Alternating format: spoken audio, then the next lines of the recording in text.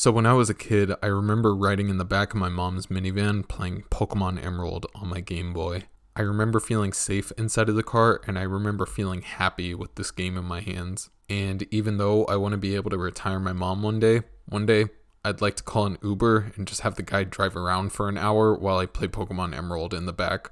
Now, not to say that I have a passion for wanting to play Pokemon Emerald in the back of someone's car, but I don't think that the people who say, just follow your passion, or just do what gives you energy, know what the fuck they're talking about. McDonald's can give you energy. The stomach and the small intestine suck all of the glucose out of the chicky nugget and then turn it into energy. And if you look on Google for the definition of passion, you're not going to get the answer you're looking for. The first definition is a strong and barely controllable emotion. I don't like this definition because you can just as easily apply this definition to something that you hate. Example, I hate the game WWE.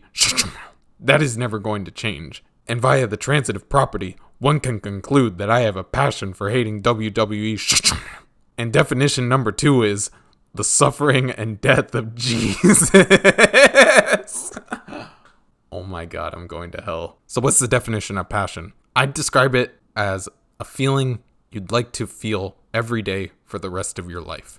Now, this still isn't the best definition, and I may be a guy with an English degree, but I can barely speak the language. But I like this definition more because it encourages people to think of a feeling they have either felt before in their past or a hypothetical feeling that they would one day like to experience. So how do you find that feeling if you're somebody who would like to experience passion one day? So here we go. Number 1, put it in reverse. So if you're working on something right now, just chill out. Like if you're working on a business every single day for like 6 hours a day, cut back on time dedicated towards that and give yourself some time to be introspective. Grab a paper and write down one of 2 things. So write down your happiest moment of your life from something that wasn't a super rare experience. I swear to God, dude, if you put down something like your wedding or the birth of your child, I'm coming out of the monitor. Do you want that? But write down something that is realistically replicable on a daily basis. But if you can't think of a memory, think of what you can imagine yourself doing unconditioned,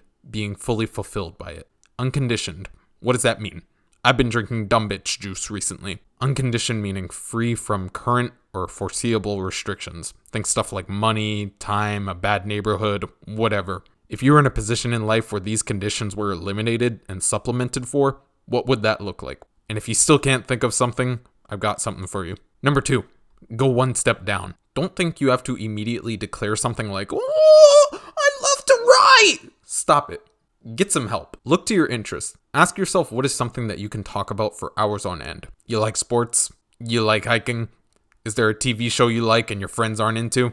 Shit, I'm still waiting on season 16 of Supernatural. Make that shit happen. Spend some more time with these interests and think about if you could see the activity itself, a conversation about it, or even the thought of it providing you with endless entertainment. And I've got one more for the people that don't have any interests. Number 3, watch a bunch of shit. I'm not going to recommend that you spend some money on a cooking class that you might like. The better solution in the modern day is to test out potential interests by watching them online. Whether that's watching somebody cook a recipe on YouTube or watching a movie about flying planes. My god, that was such a good fucking movie. Like, watch other people doing something that you may enjoy and see how you feel afterwards. Not sure about learning how to sing?